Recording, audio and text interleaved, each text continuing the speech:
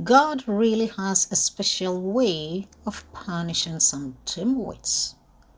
Or is it a case of karma is a biatch? Hello and welcome again to the Edge Politics podcast. Geopolitical Queen here with today's episode on how the gods of the Russian oligarchs are giving the Brits doses of their own medication. So what happened again?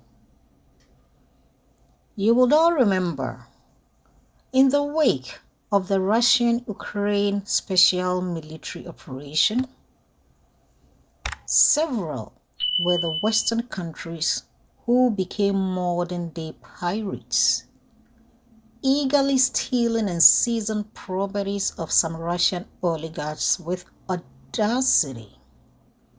Their reason for such lawlessness was some lousy excuse of these oligarchs being connected to President Putin of Russia. When did it become a crime to be associated with the president of a country?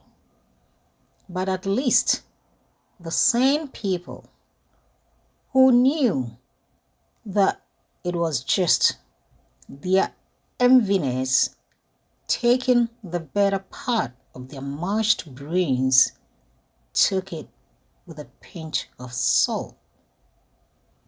Some of the revered properties which these Western Europeans loved to seize were the luxurious super yachts of these oligarchs, like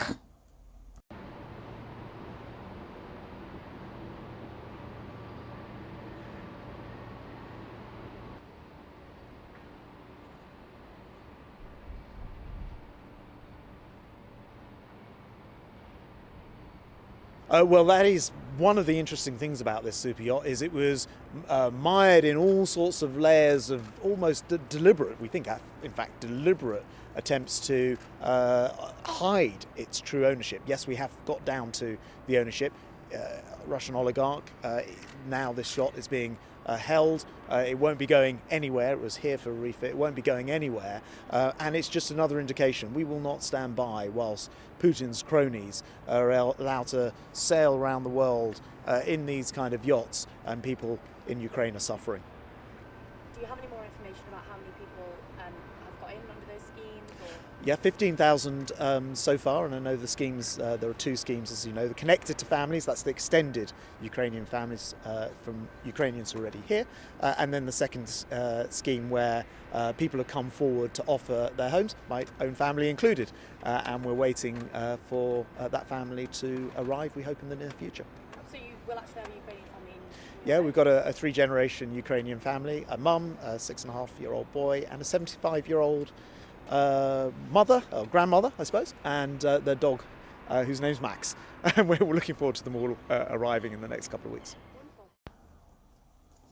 you would think that their own rich ones would be content in holidaying in canoes and camping tents instead of yachts. But no, don't let them deceive you. They also love the goodies too.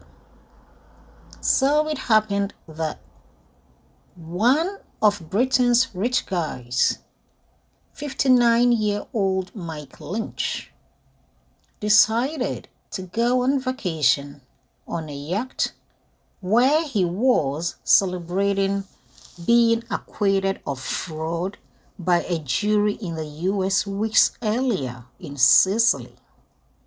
From nowhere and without warning, a tornado decided to erupt, something that rarely happens in Sicily.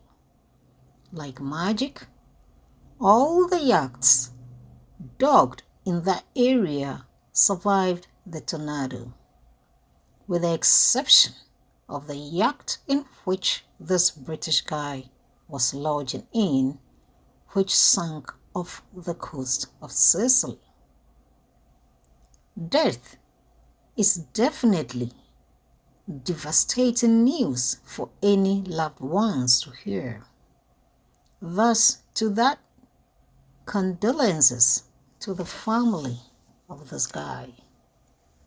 But to the British politicians who made it some special sports to seize some Russian oligarchs' yachts just because they were Russians and super rich, the Russian oligarchs' god says in the exquisite language of the houses, Dandurwaka Shegi.